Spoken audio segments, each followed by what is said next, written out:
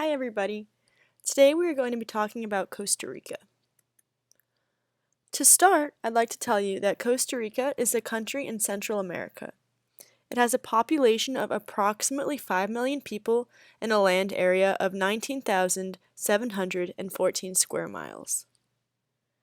The capital of Costa Rica is San Jose, with 333,980 people living there. Costa Rica is known for its long-standing and stable democracy. There is a highly educated workforce, with many of whom speak English.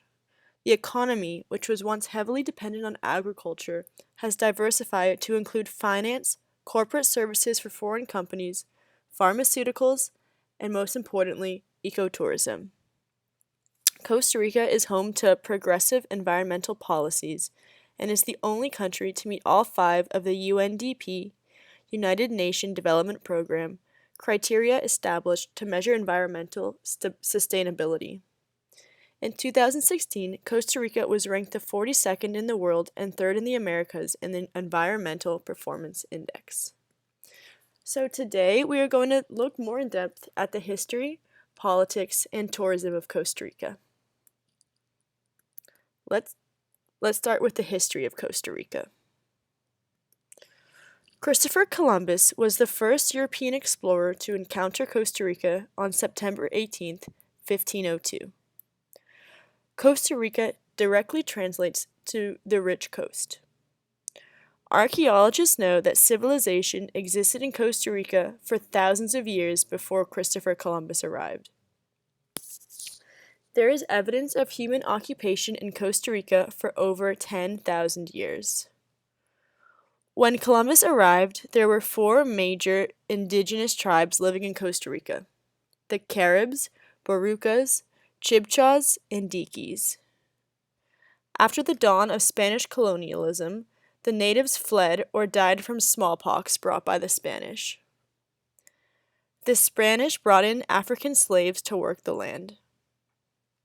The country is known for its good relations among the races, but only 1% of Costa Rica's 3 million people are of indigenous heritage. Of all the Spanish colonies, Costa Rica has the least influence because the Spanish were more interested in Mexico and Peru. These other countries had vast amounts of silver and gold. The first successful establishment of a colonial city was in 1562, when Juan Vasquez de Coronado founded Cartago. He was a Spanish conquistador and is remembered for his colonization of Costa Rica. Cartago was partially destroyed in 1732 by a volcanic eruption. So in this slide you can see on the left a picture of Juan Vasquez de Coronado, and on the right is a picture of the city, Cartago.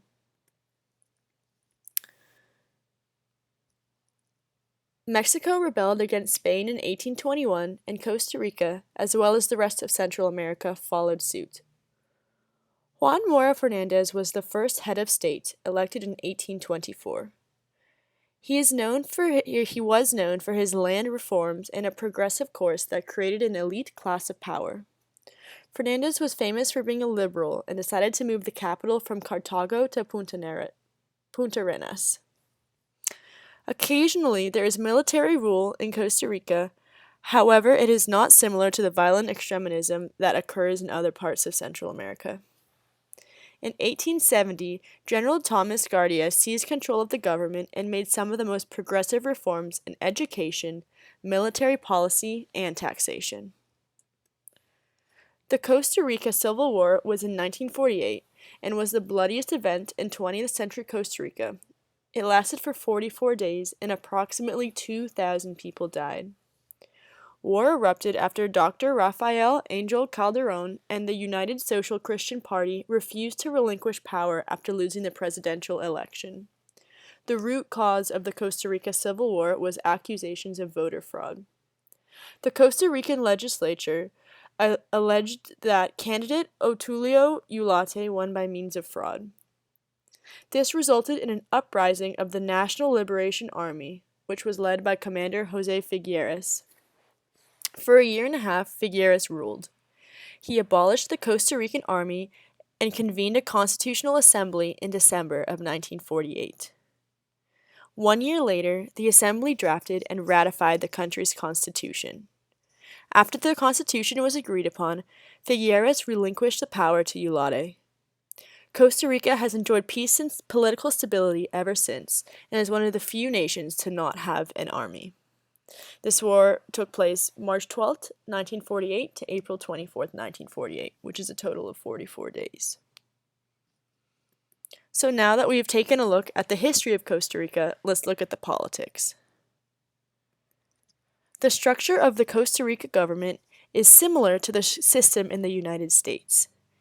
It is divided into the three branches of executive, legislative, and judicial government. Costa Rica is a democratic, free, and independent republic.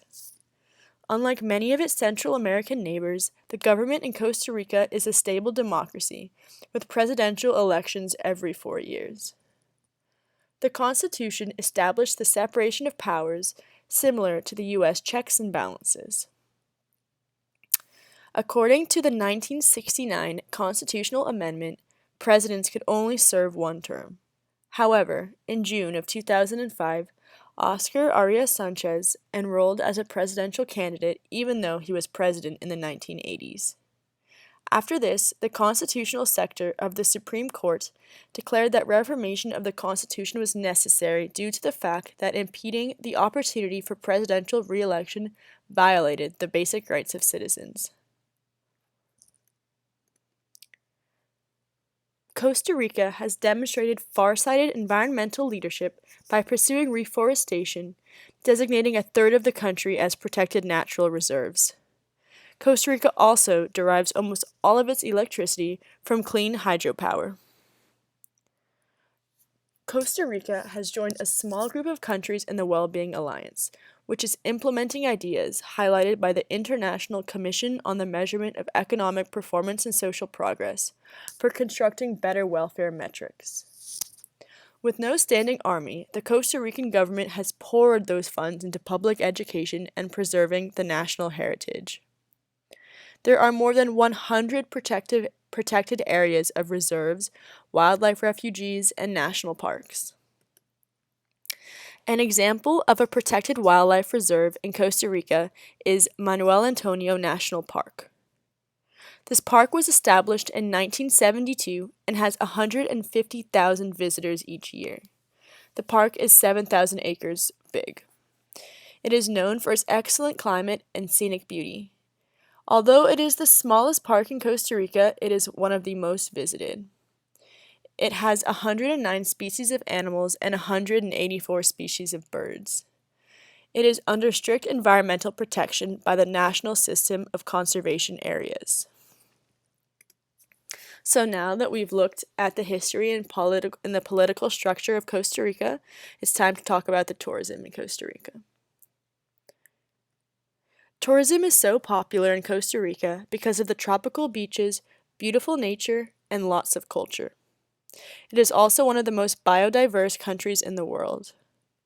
Costa Rica enjoys a stable political climate and economic development, which provides visitors with a tranquil setting for their stay. It is also one of the very few countries in the world with no army.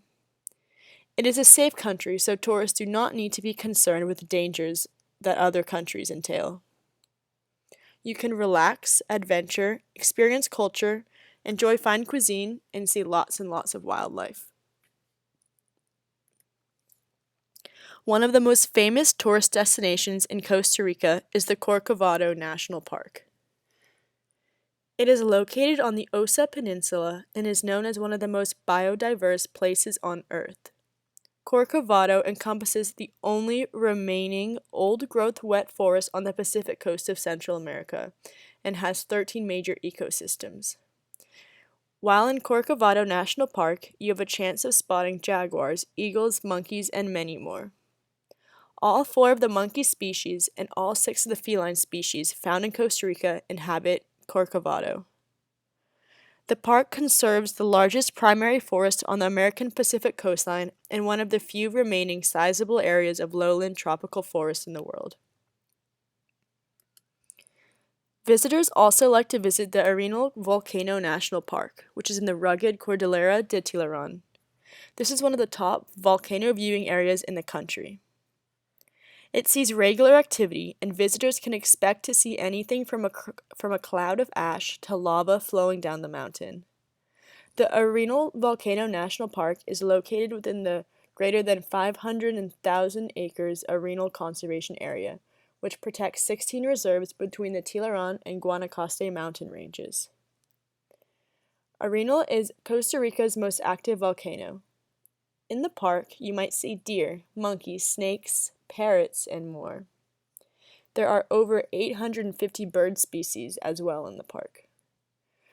Right now, the volcano is in a quiet cycle and no one can predict the next major eruption. Another popular place is the Monteverde Cloud Forest.